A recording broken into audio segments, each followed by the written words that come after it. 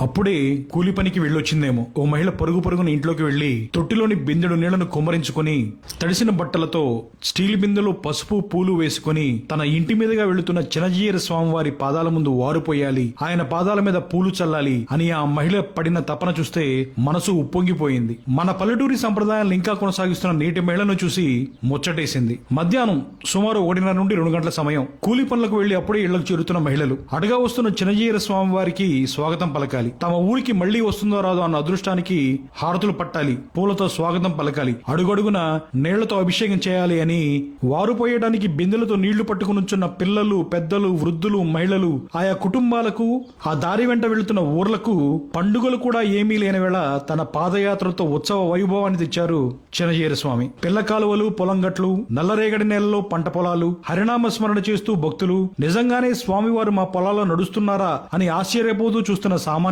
రైతులు, మట్టి గడ్డలలో నడుస్తూ ఎర్రటి ఎండను భరిస్తూ ప్రతి పంట పొలాన్ని పావనం చేస్తూ ప్రతి రైతుని పలకరిస్తూ భూమిని ఎందుకు రక్షించుకోవాలో వివరిస్తూ వారికి బాసటగా నిలుస్తామని భరోసా ఇస్తూ జనం తోపులాటను భరిస్తూ చిరునవ్వు చెదరకుండా నడకలో అలసట లేకుండా దారిలో ప్రతి పొలాన్ని పలకరిస్తూ ప్రతి రైతుని ఆశీర్వదిస్తూ పంట పొలాలకు పండుగను, దారిలోని ఊళ్లకు ఉత్సవాన్ని తీసుకొచ్చారు చినజీయర స్వామి. కిలోమీటర్ల మేర జరిగిన ఈ సుఫల యాత్ర నాకు చినజీయర స్వామిని కొత్తగా పరిచయం చేసింది. అప్పటి వరకు ఆయన ఒక స్వామీజీగానో, పీఠాధిపతిగానో, రామానుజుల వారి అత్యంత భారీ విగ్రహ ఆవిష్కర్తగానో తెలుసు. ఆయన చేసే వ్యాఖ్యానాల మీద తరచూ వచ్చే విమర్శలు తెలుసు. ఇక్కడ ఆసక్తికరమైన ఆకట్టుకునే అంశం ఏంటంటే చినజీయర స్వామి మోపిదేవి ఆలయ సందర్శన. మోపిదేవిలోని సుబ్రహ్మణ్యేశ్వర స్వామి గుడి నుండి మొదలైన పాదయాత్ర పంట పొలాల మధ్యలో రైతులను పలకరిస్తూ ప్రకృతి వ్యవసాయ ప్రాధాన్యతను, భూమాతను, భావితరాలను కాపాడుకోవాల్సిన బాధ్యతను వారికి గుర్తు చేస్తూ మార్కెటింగ్ సమస్యలకు పరిష్కారంగా కృష్ణా మిల్క్ యూనియన్ ద్వారా విజయ డైరీ పాలతో పాటు కూరగాయలకు మద్దతు ధర ఇవ్వాలని ఆ సంస్థ చైర్మన్ చలసాని ఆంజనేయులు గారిని కోరుతూ ప్రకృతి వ్యవసాయ అవగాహన కార్యక్రమాలు ఇంకా విస్తృతంగా చేయాలని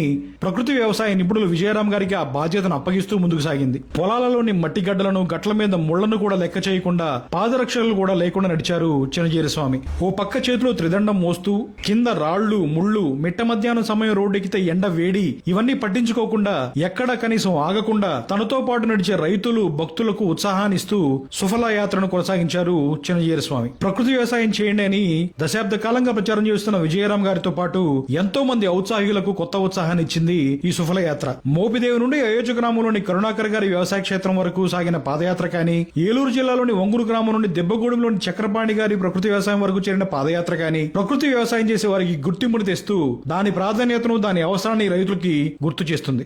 ఎక్కడా మొక్కుబడిగా సాగలేదు పాదయాత్ర. స్వామితో 4 అడుగులు వేస్తే మంచి జరుగుతుందని నడవలేని ముసలివాళ్లు సైతం ఓపిక చేసుకుని నడిచారు. మళ్లీ చినజీయర స్వామి వారితో నడిచే భాగ్యం దక్కుతుందో లేదో అని మహిళలు నడిచారు. మన కోసం మన ఊరికొచ్చిన మహనీయుడి వెంట నడవాలి కదా అని పెద్దవాళ్లు నడిచారు. 7 పొదుల వయసులో స్వామివారి నడుస్తున్నప్పుడు మనమెందుకు నడవలేమని ఆపసోపాలు పడుతూ యువకులు నడిచారు. ప్రకృతి వ్యవసాయానికి వైభవాన్ని తెచ్చారని సంబరపడుతూ 100 కిలోమీటర్ల నుండి తరలి వచ్చిన ప్రకృతి వ్యవసాయ రైతులు నడిచారు. స్వామివారి ఆదేశాల కోసం ఎదురు చూస్తూ ఆయన దాసులు నడిచారు. గ్రామాలు సస్యశ్యామలమైతే నగరాలు ఆరోగ్యంగా ఉంటాయని స్వామివారితో నేను నడిచాను.